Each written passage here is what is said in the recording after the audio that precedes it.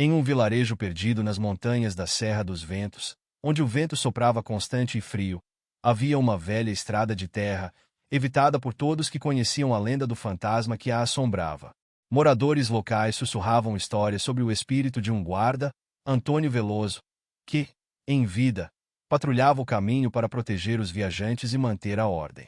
Conhecido por sua postura rígida, Veloso era temido tanto por bandidos quanto pelos próprios moradores. Sua presença no vilarejo significava segurança, mas também medo. Não era o tipo de homem que dava segundas chances. Dizia-se que em uma noite de setembro, quando o céu estava escuro e o vento mais gelado do que o usual, Antônio havia sido emboscado por um grupo de contrabandistas que tentavam passar pela estrada com mercadorias ilegais. Ele lutou, dizem, até o último suspiro, mas acabou caindo numa emboscada. Seu corpo foi encontrado ao amanhecer, rígido e com os olhos fixos no horizonte, como se esperasse ainda capturar os criminosos.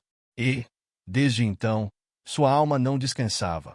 Passados muitos anos, a estrada que Antônio Veloso patrulhava continuava quase intacta, com o mato crescendo ao redor e o solo empoeirado e denso. Mas todos a evitavam após o anoitecer. Contavam que, nas noites de lua cheia, o fantasma do velho guarda vagava pela estrada, ainda em sua eterna missão. As pessoas que ousaram cruzar o caminho nesses dias contaram ter ouvido passos firmes e arrastados, e o som de correntes batendo e arrastando-se pelo chão. Muitos acreditavam que ele estava sempre à espera de qualquer infrator ou desrespeitador de sua autoridade. Aqueles que desafiavam o medo e ousavam olhar para trás nunca voltavam para contar o que tinham visto. Certo dia, 3 jovens amigos decidiram desafiar a lenda do velho guarda. Eram eles, João, Pedro e Mário. Diziam que o guarda era apenas uma história inventada para amedrontar crianças e impedir que jovens causassem problemas naquela área da estrada. João, o mais corajoso e audacioso dos 3, propôs a travessia e ria das advertências que ouviam. Tudo bobagem, disse ele, com um sorriso desafiador. Esse tal de Antônio já deve ter virado pó há muito tempo. Vou provar que não tem nada de fantasma nessa estrada. Pedro, mais relutante, ainda hesitou. Cara, e se as histórias forem verdadeiras? O que vamos ganhar com isso? Ganhar? Vamos ganhar a prova de que somos corajosos. Meu amigo. Além disso, esse guardinha aí já deve estar com os ossos virando pó.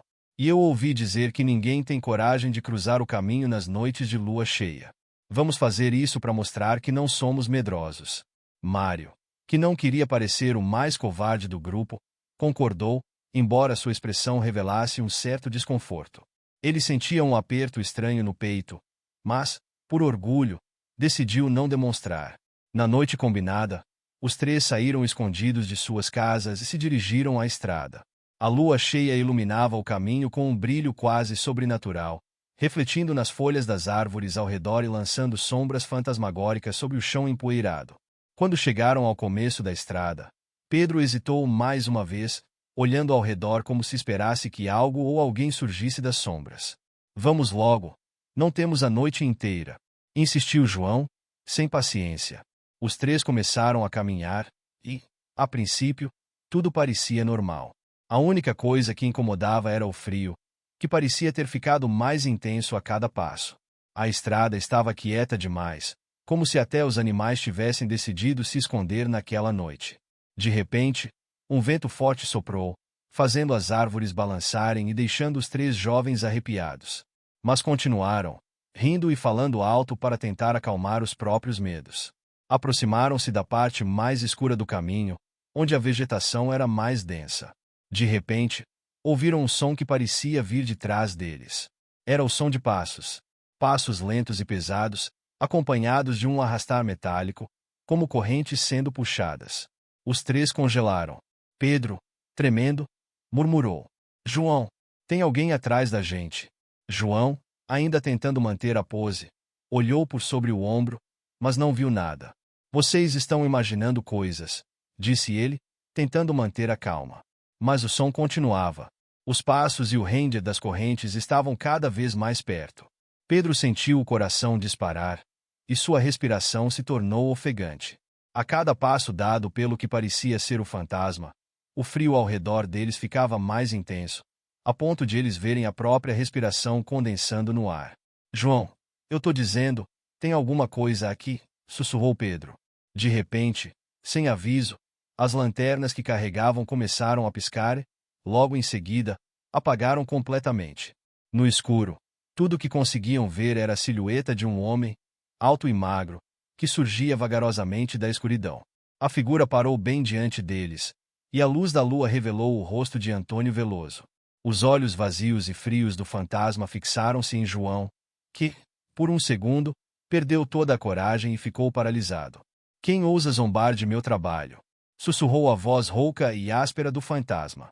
João tentou balbuciar alguma coisa, mas suas palavras morreram na garganta. Pedro, quase em prantos, apontou para ele. Foi o João que nos trouxe aqui. A gente só veio junto. O espírito de Antônio se aproximou de João, estendendo uma mão pálida em direção ao peito do jovem.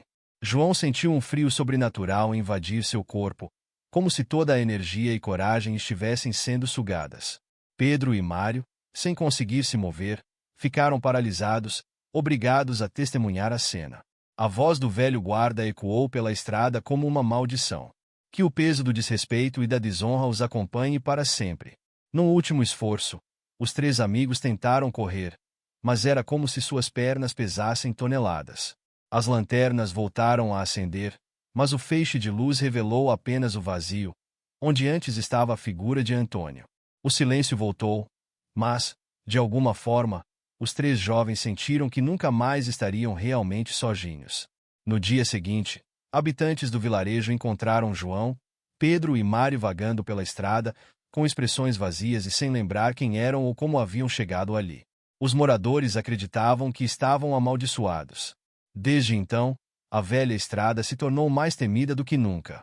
Alguns dizem que, nas noites de lua cheia, é possível ouvir não apenas os passos de Antônio Veloso, mas também risadas, murmúrios e gritos de desespero dos três amigos, condenados a vagar pela estrada para sempre, presos ao último ato de coragem que decidiram realizar. Agora se inscreva no canal e deixe o gostei se não vou atrás de tu, cabra.